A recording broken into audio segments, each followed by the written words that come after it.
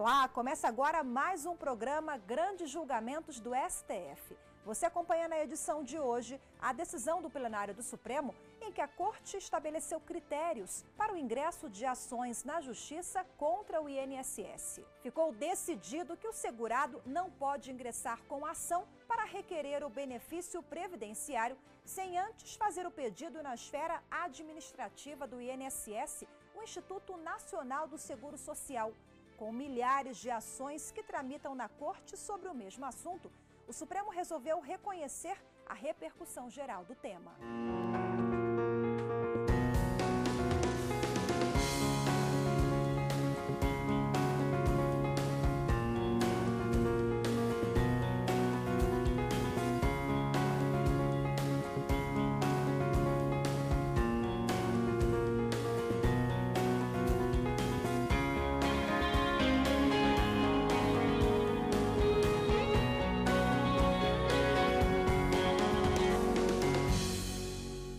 O Poder Judiciário não é um caminho mais fácil.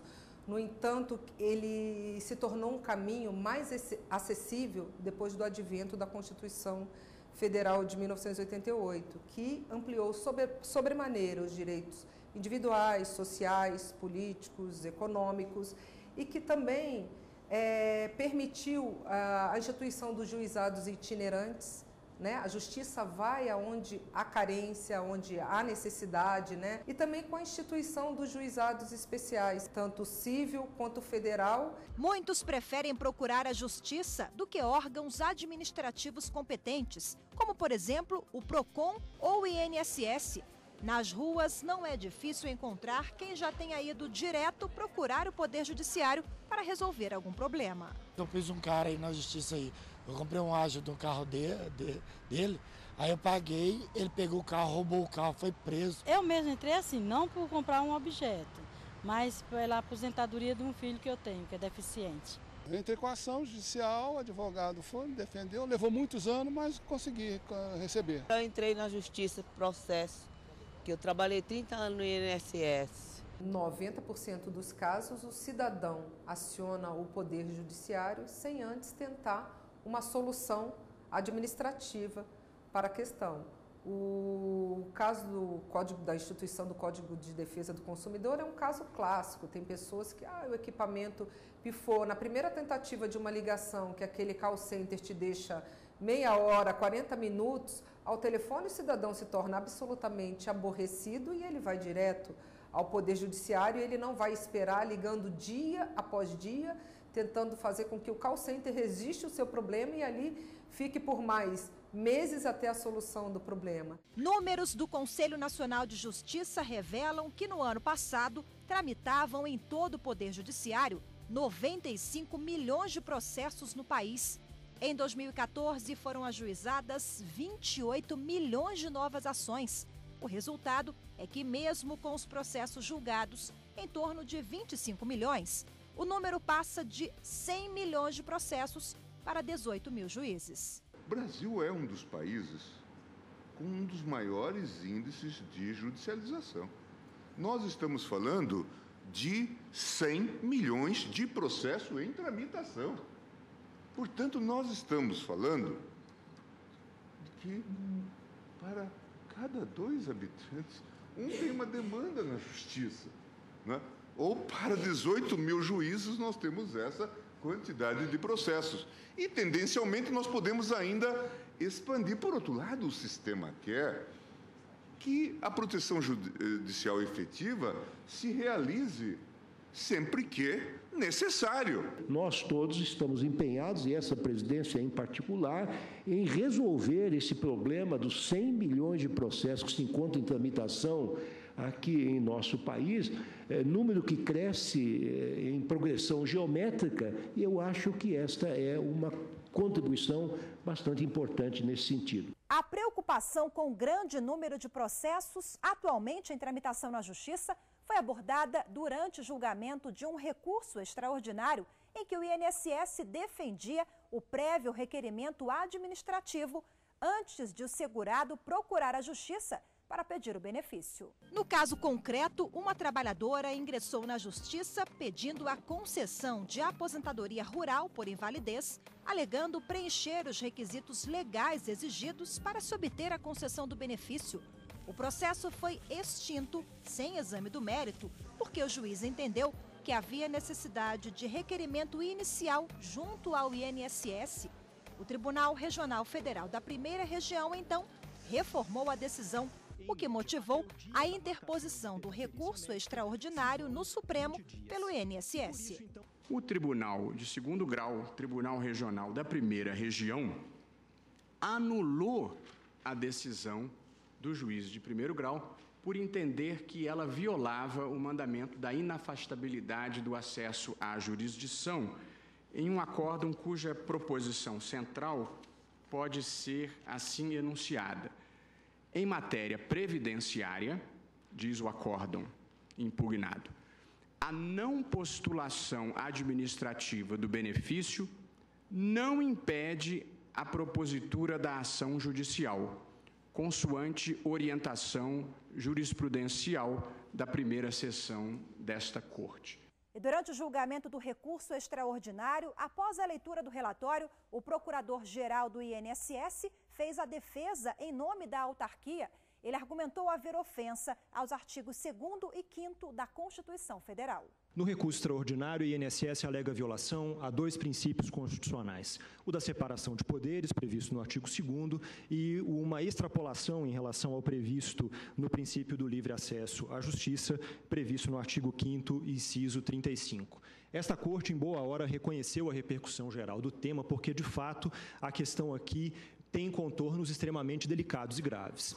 Em 2008, o INSS conseguiu fazer uma análise de todos os benefícios que haviam sido concedidos judicialmente naquele ano, para verificar na sua base de dados quantos tinham recebido o prévio requerimento administrativo. E se chegou à conclusão de que 35% de todos os benefícios concedidos judicialmente jamais tinham aportado às agências do INSS na fase administrativa, ou seja, 1/3 dos casos. Se não há prévio requerimento administrativo, não há pretensão resistida por parte da autarquia, portanto, não há lide, não há interesse processual, há a carência da ação, como esta Corte reconhece em inúmeras outras situações de relacionamento do cidadão com o Estado. E na contramão desse argumento, os representantes da Defensoria Pública Geral da União e do Instituto Brasileiro de Direito Previdenciário, admitidos no processo como amicus curiae, se manifestaram favorável à garantia de requerer o benefício direto no Poder Judiciário, sem a necessidade de se passar antes na esfera administrativa do INSS.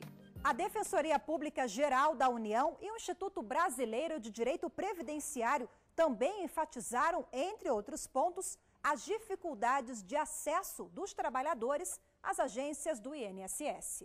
Isso não acontece apenas nos rincões da Amazônia, nos lugares mais longínquos do Norte e do Nordeste. No meu estado de origem, Mato Grosso do Sul, participando de projeto itinerante promovido pela JUF ao longo do Rio Paraguai, foi possível perceber que há lá uma população de ribeirinhos que está totalmente desassistida pelo Estado. O único contato, e um contato positivo, um contato de auxílio que essas pessoas têm com o Estado é a ajuda que recebem dos militares da Marinha. Mas a oportunidade que eles têm de pleitear benefício previdenciário são essas ocasiões em que a justiça vai até eles. É um benefício de natureza alimentar, né? Necessidade premente do cidadão. Então, você submete a um poder administrativo que demora meses, anos, às vezes, para solucionar uma contenda absolutamente simples. Então, o jurisdicionado apavorado, né, desesperado, vai ao judiciário. Ah, mas o judiciário também é moroso, mas é uma forma, a última forma de pressão da qual o cidadão pode se valer. Se a gente observar os números, nem 1/5 dos municípios brasileiros é atendido por agências do INSS. Isso, sem dúvida, já de primeiro requisito, já dificulta o acesso do segurado ao prévio requerimento administrativo. Outro ponto importante é a demora, muitas vezes, entre a data que o segurado entra em contato pedindo a marcação de um atendimento e a data efetiva da disponibilidade desse atendimento. Existem pelo menos 4.352 cidades desatendidas ou atendidas de forma precária por unidades móveis. Cidades em que as pessoas não têm acesso a uma agência próxima ou que têm que se deslocar grandes distâncias para fazer o seu pedido de benefício. Por evidente, a opção pelo judiciário não é irracional. O segurado, que em grande parte das situações é pessoa pobre, não trocaria o barato pelo caro e o rápido pelo demorado à toa. Acontece que nós estamos dizendo não tem agência, então procura o juiz. Agora, onde não tem agência, é muito menos provável que exista comarca. Estabeleceu essa cultura de que o Poder Judiciário é o responsável pela solução de todos os conflitos, porque nós temos um setor administrativo, um setor executivo absolutamente inoperante e moroso. Então, o jurisdicionado cansado, de esperar pelas vias administrativas que não solucionam o problema, ele só tem uma alternativa, se socorrer ao Poder Judiciário. Por maioria, o plenário acompanhou o voto do relator do processo, ministro Luiz Roberto Barroso, que entendeu que a exigência de se procurar antes o INSS não fere o livre acesso à justiça, previsto no artigo 5º da Constituição Federal. A obtenção de um benefício, ela depende de uma postulação ativa por parte do interessado. O voto do relator e de todos os outros ministros que participaram desta decisão, você acompanha daqui a pouco, depois do intervalo. Até já!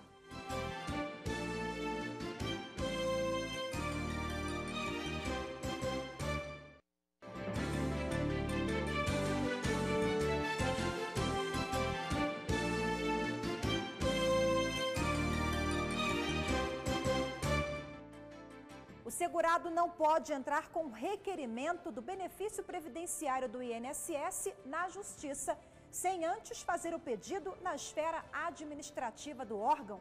Foi essa a decisão da mais alta corte do país durante a análise de um recurso extraordinário apresentado pelo Instituto.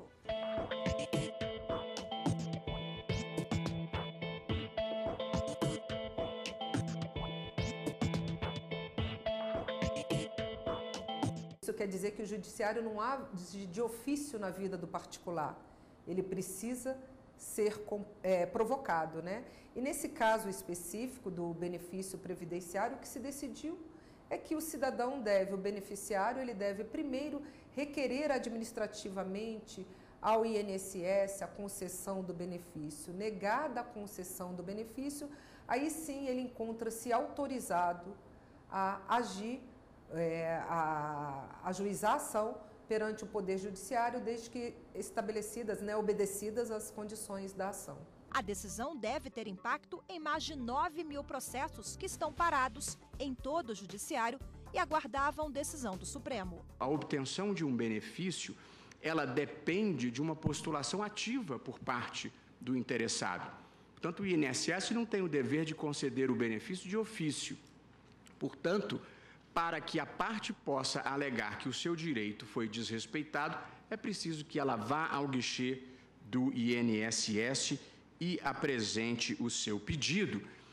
E, se o INSS indeferir total ou parcialmente, ou se o INSS levar mais do que 45 dias para dar uma solução, como exige a lei, aí sim terá sido violado o direito e, portanto, nasce a pretensão e a possibilidade de ir ao Poder Judiciário. O ministro Marco Aurélio abriu a divergência e ficou vencido. Ele e a ministra Carmen Lúcia ponderaram que exigir do segurado o requerimento prévio junto ao INSS antes de ingressar com ação na Justiça representa a restrição à garantia do acesso universal ao Judiciário. Um verdadeiro retrocesso em termos de cidadania. E a cidadania encerra o livre ingresso no Judiciário para tornar prevalecente um direito. Vamos agora abrir uma exceção. Vamos agora editar a Carta da República, criando, sob o ângulo constitucional, o direito posto, para, no tocante a uma situação notoriamente deficiente em termos de serviço. Exigir do beneficiário da Previdência que, antes de ingressar em juízo, acione o Instituto é um passo demasiadamente largo, presidente. E receio que, se este tribunal vier a concluir de forma diversa, se espalhe essa mesma exigência para outras situações jurídicas. E outras situações jurídicas em que o embate sabidamente é desequilibrado entre o cidadão e o Estado. A possibilidade de acesso à justiça, com todos os problemas, as questões, inclusive, que são postas para nós, no sentido de se precisar de repensar o Poder Judiciário, mas há de se repensar a partir de estruturas e formas e não a partir daquilo que a parte que muitas vezes é uma parte mais fraca, como bem dito pelo ministro Marco Aurélio, haverá de sofrer na sua possibilidade de aceder, e eu não acho que, prima facie, eu possa dizer, incluída aqui neste caso, que a parte não se considerou de alguma forma tocada no seu direito e impossibilitada de exercê-lo. Porque também não vou presumir que uma pessoa, como foi dito da tribuna, e está em alguns memoriais, tendo possibilidade de ir administrativamente à autarquia e resolver no guichê a sua questão, opte por ir atrás de um advogado, por ir atrás do Poder Judiciário, mesmo naqueles casos e naquelas localidades em que não haja nem acesso a órgãos da autarquia disponíveis. À exceção da ministra Carmen Lúcia e do ministro Marco Aurélio, todos os outros acompanharam o voto do relator Luiz Roberto Barroso. Em vários momentos durante o julgamento, eles ressaltaram o conceito do chamado interesse de agir durante os votos. Obviamente, como disse o relator, aqui depende da iniciativa. Quer dizer, a cláusula geral, para mim, é saber se o INSS tem o dever de conceder de ofício ou não, se ele depende de iniciativa. Nos casos que ele não depende de iniciativa, o interesse de agir supõe que tenha havido a iniciativa. Da ótica constitucional, claro que é um tema constitucional relevantíssimo, saber se o acesso ao judiciário está vinculado a um prévio requerimento administrativo, e essa tese, realmente, com ela eu não compactuo. Mas, nesse caso, nessa situação, vencida quanto ao conhecimento, eu tenho que entender que, na verdade, a questão se soluciona, da minha ótica, à luz das condições de ação, do interesse de agir. E se não há lide em processo de índole subjetiva, como é que eu vou impedir, né, que um juiz extinga um processo sem resolução do mérito? Ou que ele diga, não, eu entendo que sempre há o interesse de agir em qualquer situação, com essa ótica que adotou aqui o tribunal. Na verdade, o interesse de agir, ele enseja a demonstração da necessidade e utilidade da tutela jurisdicional, né? O cidadão tem que demonstrar, o jurisdicionado tem que demonstrar a resistência desse seu pedido, a dificuldade de conseguir, né, a efetivação do seu pedido. Então, essa seria basicamente a conceituação de interesse de agir. E o que é mais importante é que ele seja considerado como uma das condições da ação. Assim, estatui o Código de Processo Civil. No meu modo de ver, essa tese, pelo menos ad futurum, ela esvazia sobremodo o volume de ações no judiciário. Isso acaba favorecendo o jurisdicionado.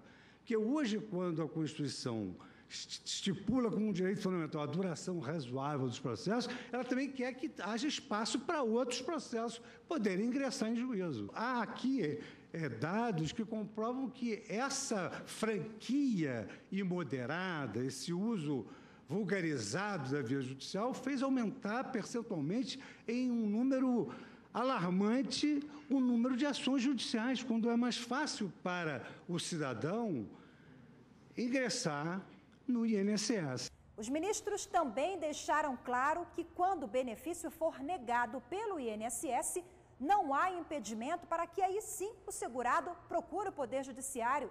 Mas o ponto central para alguns integrantes da Corte é que, dependendo da demanda, entrar com ação na justiça nem sempre é a melhor saída.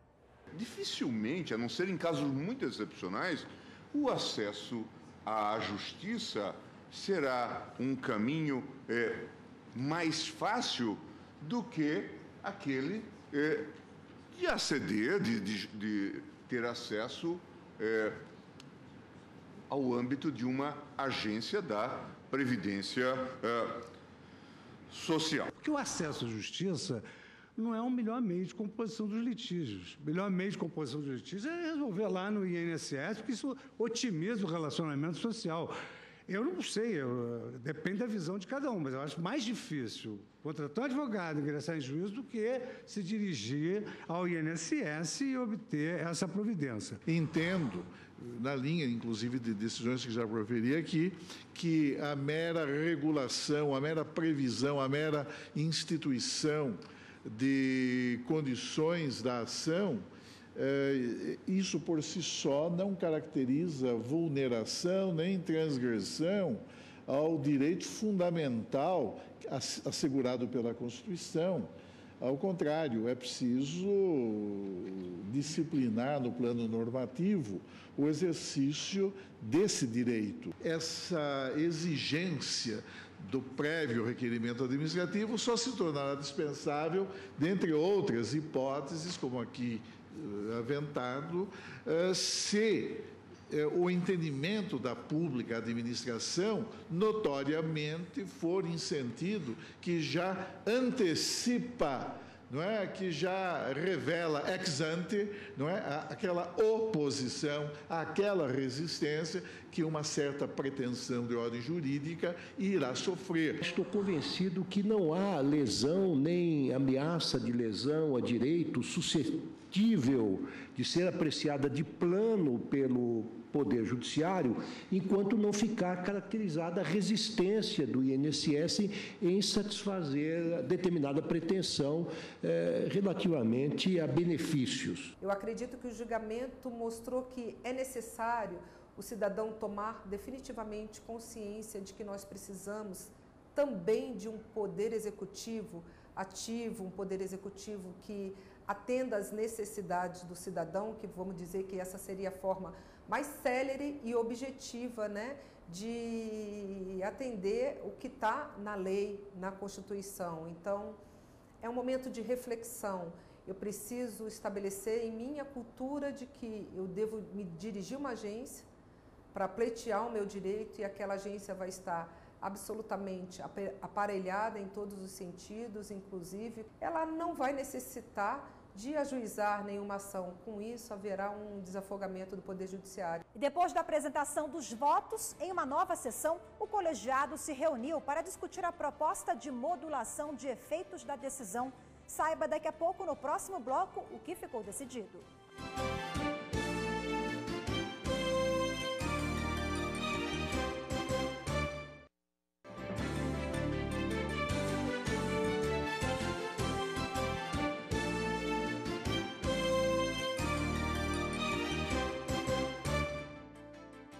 A exigência do prévio requerimento junto ao INSS antes de ingressar com ação na Justiça. Sobre este tema, após o julgamento do caso, os ministros se reuniram em nova sessão para discutir a proposta de transição dos processos que estavam sobrestados. De acordo com informações das instâncias inferiores, pelo menos 8.600 processos estavam parados em virtude do mecanismo da repercussão geral, aguardando o posicionamento da mais alta corte do país. Com a decisão da modulação de efeitos, a parte autora da ação deverá ser intimada para dar entrada em pedido administrativo no INSS em 30 dias e a autarquia terá 90 dias para se pronunciar. O plenário também decidiu sobre os efeitos da decisão para os processos que estão em tramitação em todas as instâncias da Justiça. Nessa questão da modulação, né, que vamos dizer que seriam as regras de transição para os cerca de 8.600 processos sobrestados em decorrência do reconhecimento da repercussão geral, nesse caso específico, o que o Supremo Tribunal Federal decidiu foi que nas ações promovidas nos juizados itinerantes, elas devem seguir o seu curso, uma vez que o juizado itinerante vai exatamente no local onde há a ausência, né, do setor administrativo para que o beneficiário possa promover esse requerimento. Havendo contestação nos processos sobrestados, onde o INSS já tem apresentado contestação, o processo seguirá. É desnecessário o requerimento administrativo, porque a contestação representa por si só a resistência na concessão, né, da pretensão do beneficiário. Nos demais processos,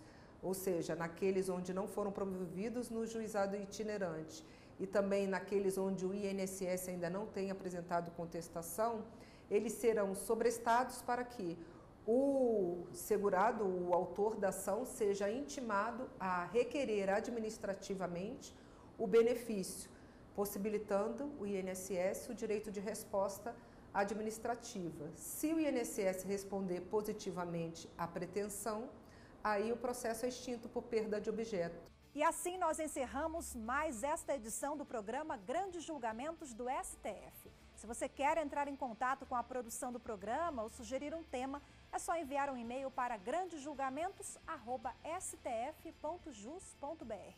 Temos um encontro marcado na semana que vem. Até lá!